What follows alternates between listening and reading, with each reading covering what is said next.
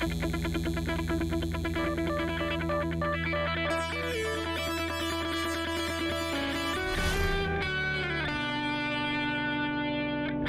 do you make the choices to take an assignment, to work with a particular penciler? What's going through your brain when you say yes? Is it just the opportunity to work?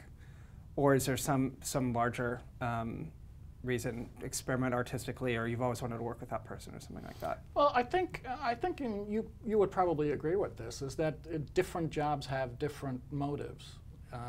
So sometimes it's because you think, this is going to make me $1 million. Mm-hmm. You know, sometimes you think, I've never done this character before, and I really like them, you know, or I like the characters. Sometimes it's an opportunity to work with people that you admire and that you haven't worked with. It really depends. And sometimes the decision is made for you, you know. Sometimes, I think one of the things that I've struggled with in my career is that I've been pigeonholed, you know, pigeonholed as an inker and pigeonholed as a gritty inker, mm-hmm. you know, on top of that. So I've taken on, you know, jobs at times to kind of fight against that pigeonholing, that stereotyping, to no avail, by the way. It just doesn't matter at all. Welcome to our business. Yeah, it has absolutely has no effect. No. You know, I can do the tightest ink job, you know, that you've ever seen, and nobody, you know, you're still gritty, green, you know, yep, loose, yep. scratchy. I love that one, scratchy. So, you know, it really depends on what the different assignments are. You know, like right now, I'm more interested in penciling, I think. So if somebody offers me a good penciling opportunity and a good inking opportunity, I probably would pick the penciling opportunity, all things being equal. Does it take you longer to pencil than ink? Yes.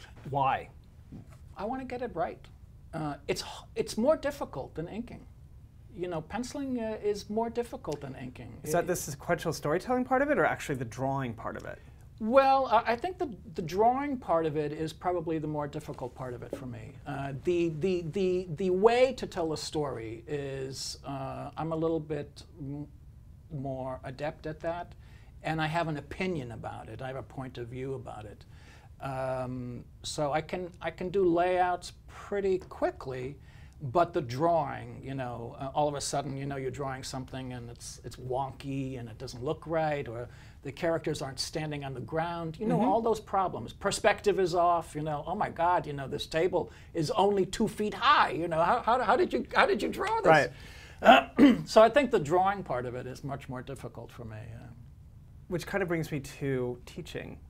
And teaching things like storytelling and drawing. So we both teach at SVA. I teach drawing, you teach storytelling. And one of the things I seem to see in students, I don't know if you feel the same way, is some of them are really good at drawing, but can't tell a story to save their lives. Right. And often I find students that are the reverse. Not bad storytellers, but the drawing is off. And I'm curious if you see that same trend. Do you think one skill is easier to learn than another? That's an interesting question. Is one Thank you. skill...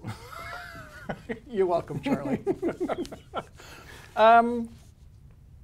That's, you know, I've kind of always thought that drawing was something that you could learn by doing. Mm-hmm. And storytelling actually involves study. You know, maybe I'm self-inflating, you know, or inflating the process of storytelling, but it requires study, and it requires an ability to discern, you know, what is effective and what is not effective.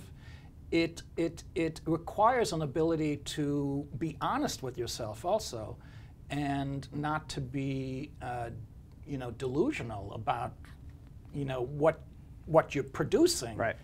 It requires you to be critical, which is very difficult because if you're going to be critical about your art, you can't just isolate it to your art. It involves being honest with yourself in your whole life. So, you know, it's a very difficult process, being honest with yourself. It's the worst. Am I wrong or Are you what? kidding? But Honest with yourself. I think drawing you can kind of learn by doing. Yes. And you get better by doing it, and you have a visual eye. You know, hopefully you have some sort of a artistic eye. But I think storytelling actually requires study.